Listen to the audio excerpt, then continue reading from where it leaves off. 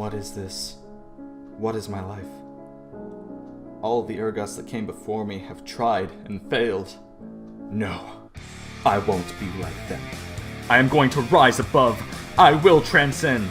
I will become the Urgot. So, let me start this off by saying I am very sad that my original idea of incorporating a rapid-fire cannon into this build probably would not have worked at all. Even though I really wanted it to work. But when I went to go buy the item, I realized that it just doesn't. Sure, it synergizes with Warlord's Bloodlust, which I take. I'll explain that in a minute. It helps with the Urgot's hella low rate of fire. It gives him bonus attack range because, seriously, anyone with a dash can be right on top of you in half a second if you're within range to auto them. And you can't go wrong with a little RNG making sure you randomly dish out extra damage. That being said, attack speed does pretty much bupkis for Urgot. Well, not completely, it just doesn't change his W rate of fire at all, so you'd only be helping yourself when W is down. And also W does not crit, which is seriously a buzzkill considering Riot is letting so many champions build and play so many different ways. I'm looking at you, Kennen. So building Crit God is not fun. You can build an Essence Reaver into Infinity Edge into Zeal items, and you won't ever be able to use your abilities because it's basically a lockout for dishing out more autos, and Crit is basically worthless for all of them. So the only real benefit you could get from building a rapid fire cannon is the bonus range every time your proc is up, and maybe the 5% move speed. Same thing for Runeends, where you'd get a bonus 2% move speed over the rapid fire cannon, and you'd be able to hit 3 targets with your W. But when you consider how abysmal his attack range is, and you're only asking to get bursted since you have no tank stats or damage on the item, it's gonna be messy. Seriously, if you build attack speed on Urgot, the only thing W is going to be good for is the shield, which scales with health, so unless you want to rely on a piddly-ass shield to keep you alive when you're right next to their front line, good luck. So with my fun idea being shat on by Riot Games, I came up with another fun idea. One that isn't affected by that stupid line in his kit that says his purge cannot crit. I give you the Fastgot and the Furious. Let me give you the rundown. Urgot is slow. Really slow. He gets even slower when he's using his main source of damage. It sucks. Why don't we just take him into the shop and see if we can fix that? We'll put 2 move speed quints under the hood, and let's have him take Warlords instead of Fervor. But Zaz, how can you do damage without Fervor? Well, dear child, I'll explain. If you take Fervor, sure, you can do more damage, but you can't stick to anyone level 1, and you won't be able to until you build a Frozen Mallet, and anyone who knows how Urgot works will exploit this, only trading when your W is down, and you only stack Fervor once every 1.33 seconds. He's not melee, even though he might as well be with that poor attack range he has, so he only gets 1 stack per auto. Also, they're going to take short trades because if you have at least 1 point in your W and your shotgun knees, your all-in is a lot stronger than theirs. But if you take Warlords, you will have a little more sustain to heal back from their short trades, and if you decide to all-in, you get a burst of movement speed that procs and charges with your W, make it easier to take longer trades and stick to them. And if you do go all-in, just hit the NOS! Taking Ghost means that if they're pushed up and you can get on top of them, they will most likely not get away. Warlords can make up for the charge time they put on Ghost, and even if they flash, you'll be able to catch up to them because you'll still have 8 seconds of move speed to get in range while they're trying to run to their tower. If you don't kill them, you'll at least force them to back, and if they're stupid enough to back within your range of your Q, just keep poking at them until they cry. And once you hit 6, if they're under tower and low, you just hit the ulti and it's a free kill. By the way, did you know that shields actually don't do jack diddly for preventing Urgot ult? Yeah, neither did I, till I bursted a Tahm Kench from nearly full health, ulted him, and he popped his E hoping it would save him. It didn't. And I laughed maniacally as he was pulled helplessly to his death.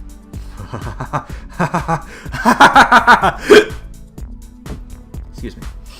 So if you're still upset about the number of shields people can get in the game and Gargoyle's Stoneplate being a cock block and you can hit Urgot ult, you have found your saving grace.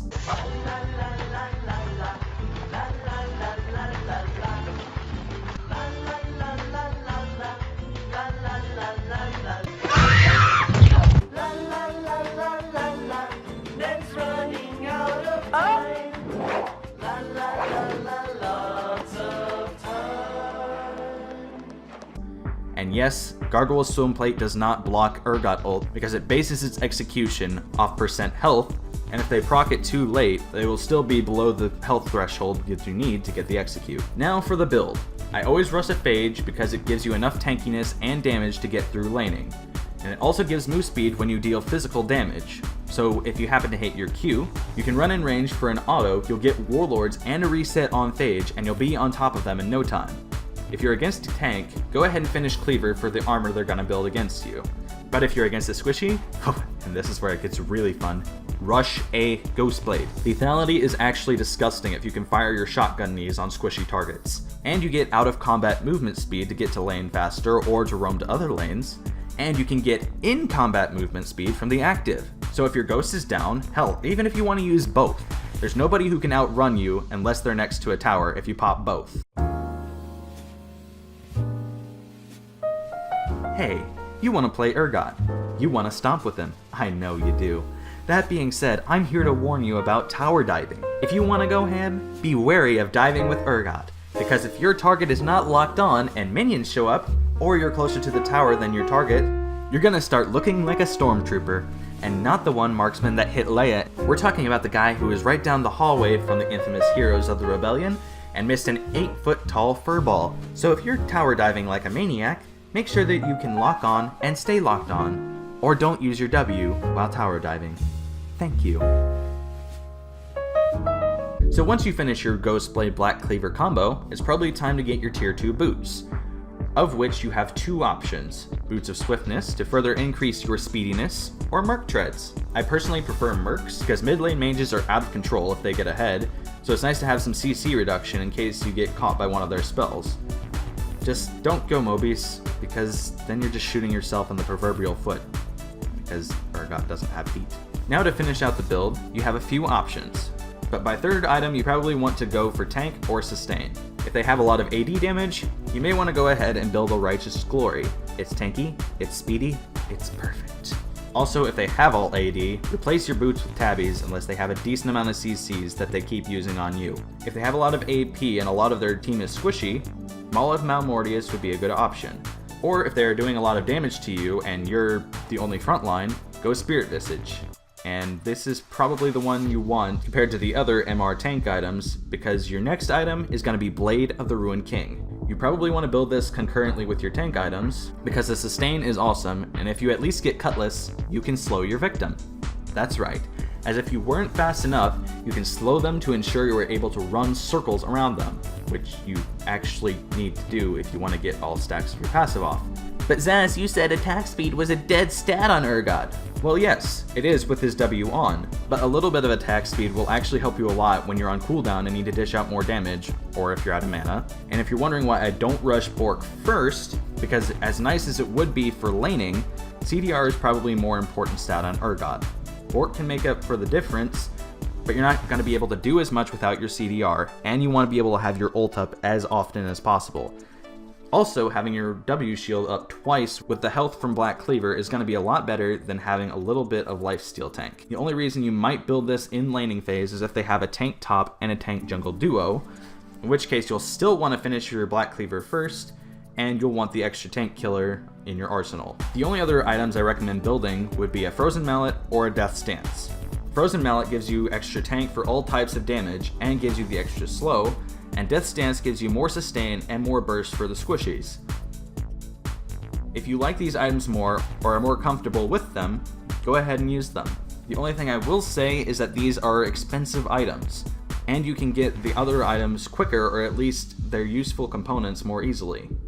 And if you get double lifesteal with Bork and Death Stance, someone is most likely going to get an Executioner's.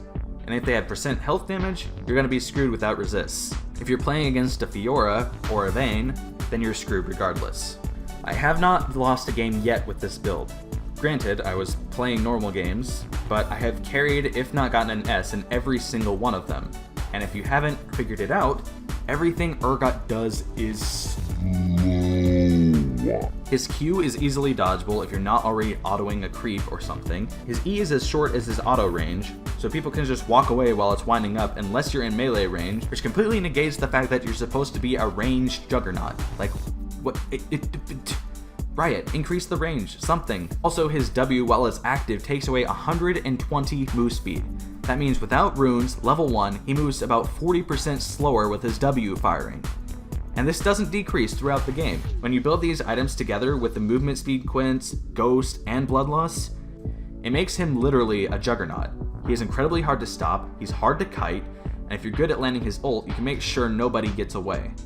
Also, I figured out it's easier if you don't play him like a traditional tank, especially with this build. I know that in Challenger they build him full tank and play frontline when they decide to actually play him. And you can still do that, but you need to play him more like a tanky AD carry. Make sure you're staying away from your target as much as possible. I know that's kind of hard with his very limited range, but if you're taking damage or you're not as strong, kite backwards. W is actually a good kiting tool because you may be slower, but anyone who follows you or tries to get in close has to take their damage or keep their distance, which will eventually allow you to get safely under your tower. And if you get Bloodlust procs or Phage procs or use any of the other movement speed that's provided in this kit, then it makes it so much harder to catch you. Just beware of Camille's, because they can really mess you up, because they stun you and then they ult you so you can't run away. You can activate your W to try to get them to take damage, but unless you're completely far ahead, you're not gonna kill them. I hope this video outlined how the build works, and I try to give some insight to how I play Urgot because it's literally worked every game I've tried so far. If you have a build that works on a champion that isn't successful, shout it out and maybe I can make a video on it so that others can play champions that aren't seen as much and maybe gain some elo, because I know I'm taking this Urgot build into ranked soon. And I'll be sure to make a montage if it serves me well. If you like this video, be sure to like it so that I know how I did, and subscribe to see more.